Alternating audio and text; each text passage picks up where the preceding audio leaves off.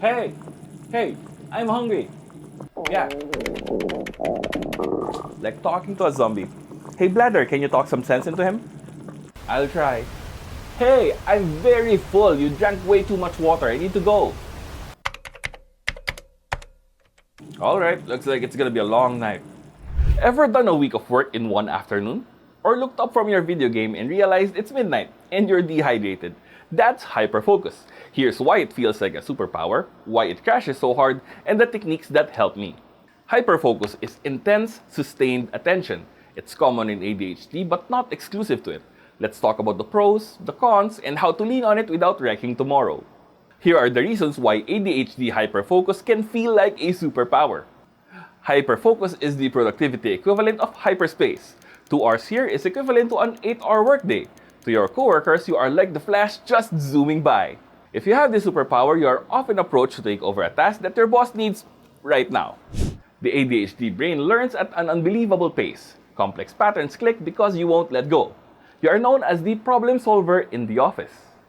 You are like Tony Stark, who can master thermonuclear astrophysics in a single night. Okay, maybe that's a little too extreme, but once you find something you are interested in, you will consume and absorb every bit of information about it, no matter how random and regardless of usefulness.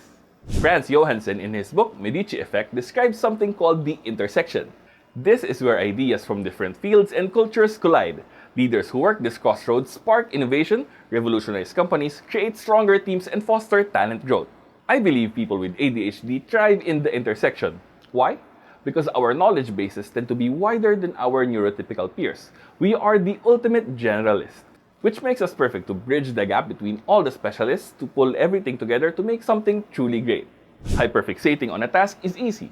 If you are interested in what you are doing, you don't need to force yourself to do it. You will inevitably feel the pull of the project or the task. You don't need any other motivation or reward. You do the work because you like the work. When your boss asks for an update on your project, you're able to pull it out seemingly out of nowhere and present the completed work.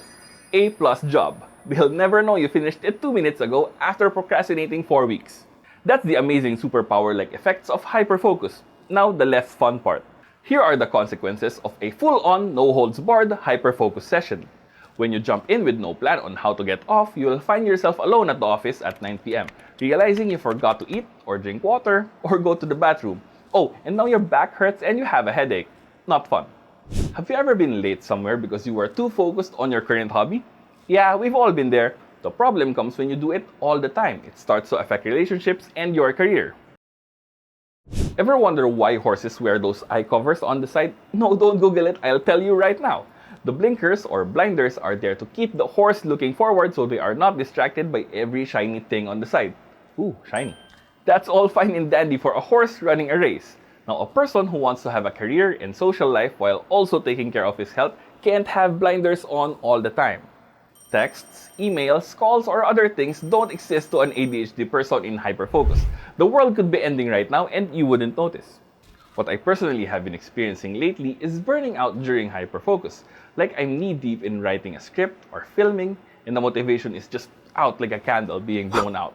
My will to do this thing that I was very excited to do is now just flatline. Have you experienced burnout while working? Comment down below any tips or strategies you may have. I am curious to know what you think. Have you ever been super zoomed in a project and you just work and work on this small part of it until it's perfect, and you take a step back and the rest is pretty bad? Like if you are working on an ebook and you spend all your time making the front cover pretty, then realize the rest of the pages are a mess. It stalls the entire project if you are too focused on the smallest parts. Now we know the pros and cons of hyperfocus, but how do we keep the powers and dodge the downers? Here is how to hyperfocus safely and productively. Before you enter hyperfocus, make sure you go through your pre-flight checklist. As much as possible, eat and hydrate before starting. A bathroom break is also a good idea. Have water near your desk so you can drink whenever you need to. But make sure it's spill-proof because if you're clumsy like me, you're gonna have a bad time. Working in bursts is great if you are able to. Use a timer that is in your eyeline so you can take a break every hour or so. I know it's difficult to get back into a working mindset after taking a short break. You may need to drag yourself back into hyperfocus and away from distractions. Medication might help, but that is outside the scope of this video. It's important to have a goal when hyperfocusing. Write a single sentence on a post-it note and have it in front of you. Mine is finish writing this script. You are now watching this, so it means it worked.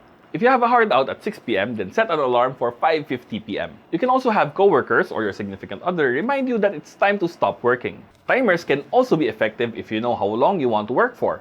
You can use your phone or even get one of those little tomato timers. Take a few minutes to summarize what you have accomplished this session. If you're into journaling, then great. Write down your thoughts so you can keep track of your progress and your next steps. Plan for a low-demand rest time after working to prevent feeling overwhelmed. Remember, you don't have to feel guilty for resting. I made a video all about rest and ADHD which you can watch now by clicking here.